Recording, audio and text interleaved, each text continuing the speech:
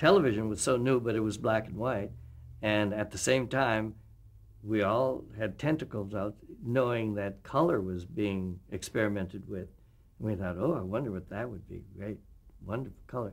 Well, it was even more into my lap when I was called and said, we want to do a show and like to use the hit parade dancers to show movement again. How is it that idea of will color hold, or even in black and white? We want to see moving things on the camera to see that the color and the picture holds. So and now I'm hearing the same thing that I heard with black and white. Will color hold? And I said, well, let's try it. And we went to the Colonial Theater in New York. I don't know if it exists. And I had the hit parade dancers. And we did a big waltz. And I remember we said blue was a, I said, what are your favorite colors? What works best in color? Blue. Everybody, yeah, blue is great. So on the girls, we put big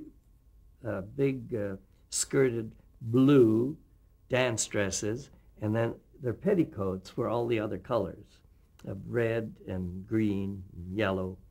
So I staged a number to dance through the studio and around the stage, and to show that the color would hold with the camera moving and the dancers were moving. So I staged it for one crane camera. And we started, we called it the Blue Hole Waltz, because the girl, Nanone Mills, was on the floor, sitting on a hip with her legs tucked under her and the skirt spread all around her. So on a high shot, it looked, all the dancers said, Nanone's in a hole. She's in a hole down there. You couldn't see her leg. And then she would rise from that, but you'd see this big patch of blue and a blonde head.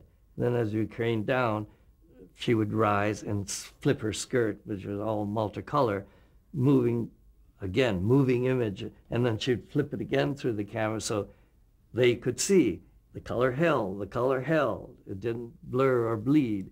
And then more dancers would join, and then whirling of lots of blues and colors. And the guys would lift her past camera.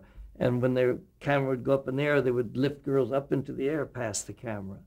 And Nanette Fabre would do a song, and Dolores Gray came into it later.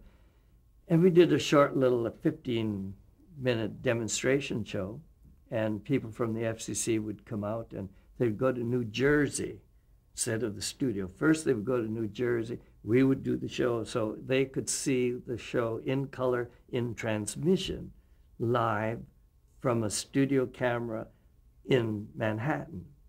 Then they would see that it was okay.